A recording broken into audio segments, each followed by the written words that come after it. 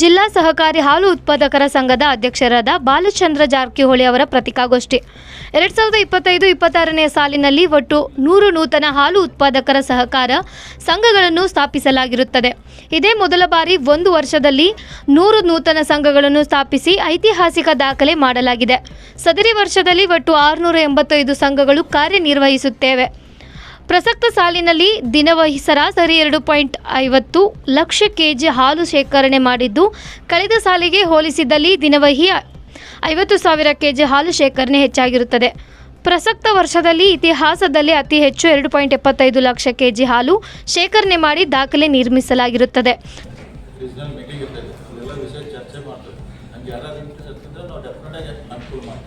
ಕೂಲಿ ಕಾರ್ಮಿಕರಿಗೆ ತಗೋಬೇಕಾದ್ರೆ ಅಷ್ಟು ದುಡ್ಡು ಸಿಗಲ್ಲ, ಜಮೀನು ಇರಲ್ಲ ಅವ್ರಿಗೆ.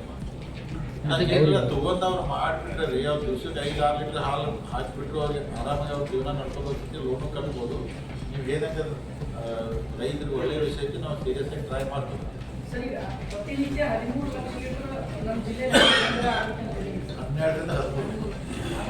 13 2,75,000